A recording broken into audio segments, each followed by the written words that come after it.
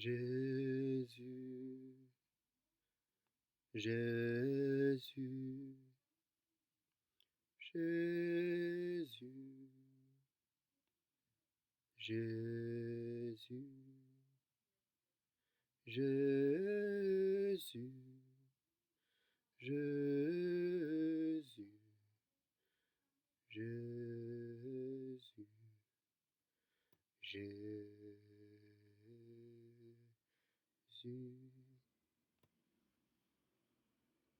Au nom du Père et du Fils et du Saint-Esprit. Amen. Seigneur, ouvre mes lèvres, et ma bouche annoncera ta louange. Bienvenue, chers frères et sœurs, dans le quotidien Jésus numéro 112, intitulé « Soyons maîtres de nos actes, dont la finalité reste à Dieu ». Nous sommes le 4e jour du Carême, le samedi après les cendres, et aujourd'hui, nous prions pour l'Ukraine en ce triste anniversaire du début de la guerre. Cette guerre sale, tranchée dans la boue et le froid, qui dure dans l'enlisement, peut être stoppée. Il en va de la volonté des puissants. Puisse le Seigneur éclairer leur cœur, car il est bon, éternel est son amour, en lui rien n'est impossible. Seigneur, prends pitié. Ô Christ, prends pitié. Seigneur, prends pitié. Que Dieu Tout-Puissant nous fasse miséricorde, qu'il nous pardonne nos péchés et qu'il nous conduise jusqu'en sa vie éternelle. Amen.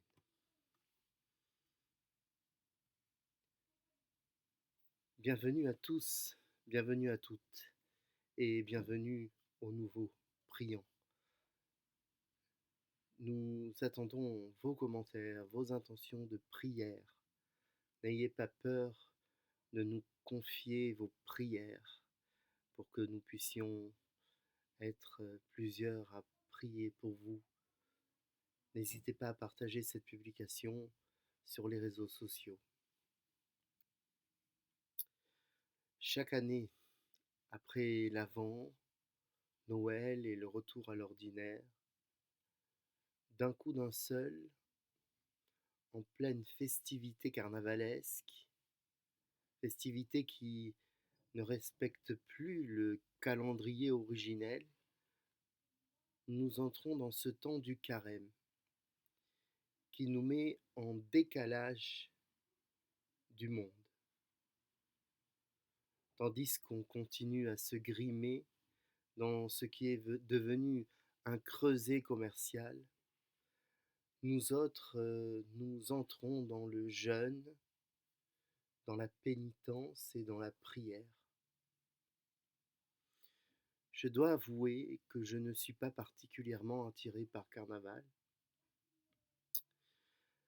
Carnaval où, finalement, par le travestissement, tous les possibles s'expriment dans une attitude désinhibée. Sans doute suis-je trop austère, je dois l'avouer, car chaque année, je ressens le besoin de ce temps de désert qu'est le carême, et de retour à l'essentiel qui consiste, à l'inverse du carnaval et de ses costumes, à se mettre à nu devant Dieu. Que Dieu me pardonne. Aujourd'hui, la liturgie nous donne à réfléchir et méditer sur un texte du prophète Isaïe qui nous invite à adopter la bonne posture pour bénéficier des grâces du Seigneur. et qui nous appelle à être et à faire ce qui est nécessaire pour le salut et pour euh, que ce qui est bon à Dieu euh, advienne. Nous lisons l'évangile de Jésus-Christ selon saint Luc, au chapitre 5.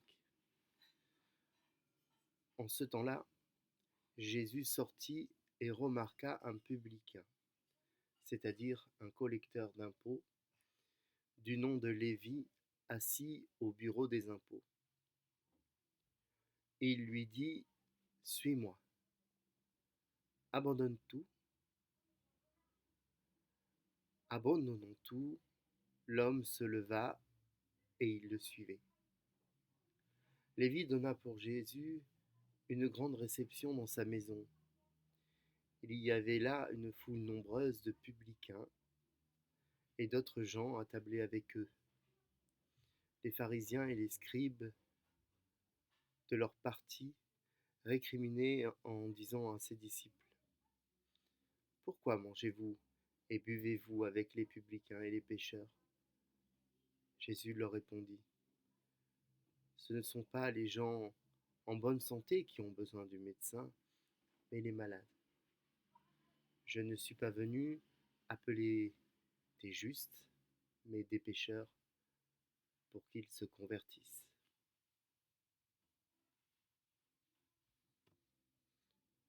Ta parole, Seigneur, est vérité,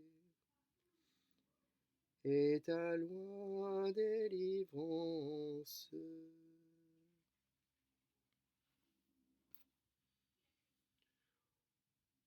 Aujourd'hui, je médite sur la vertu du chemin. Par les temps passés, les pèlerinages étaient de longues marches éreintantes qui avaient pour vertu, par l'effort, de libérer le pénitent de ses lourdeurs. Parfois, certains ajoutaient dans leurs sacs des pierres, d'autres avançaient à genoux, d'autres encore se flagellaient avec des branches, afin de rajouter du labeur au fardeau, en, en preuve, en gage de leur foi.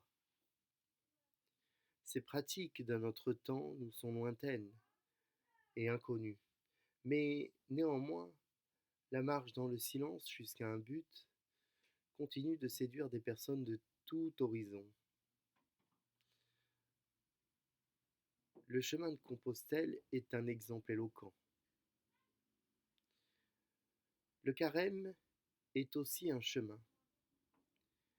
Et comme toi, Seigneur, que nous voyons beaucoup marcher, nous prenons notre baluchon pour avancer dans tes pas. C'est une route de pénitence, pleine de ravins et de montées sévères, une route durant laquelle nous devons nous délester des péchés qui alourdissent nos vies. Sur cette route, nous rencontrerons de nombreuses personnes,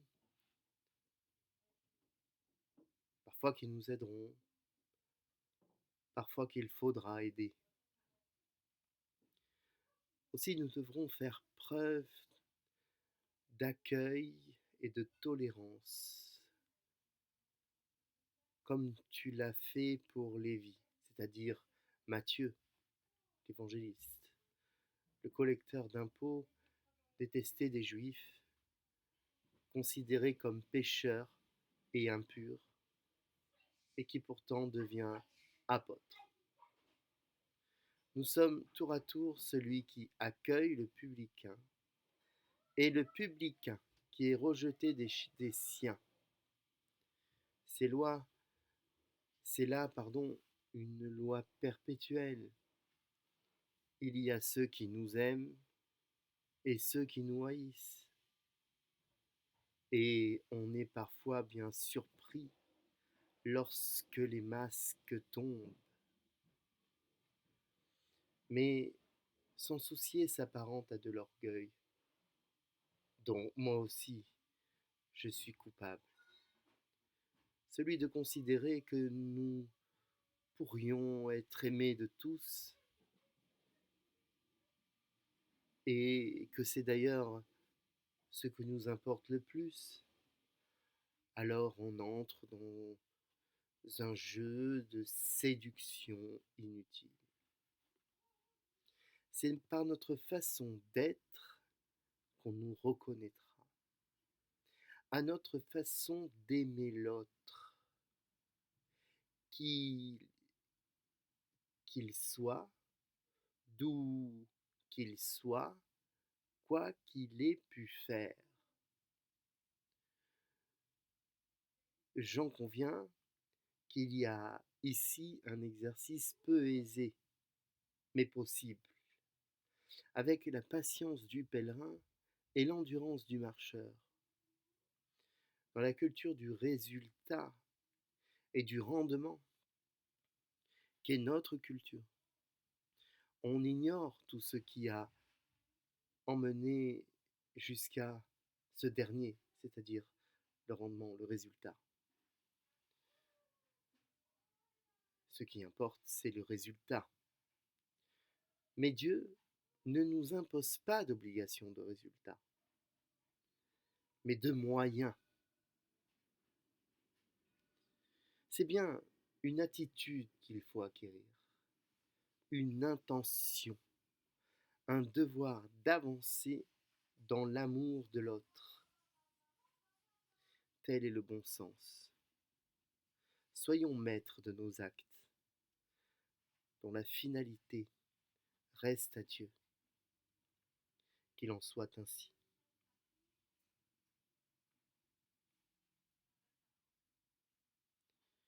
Prions.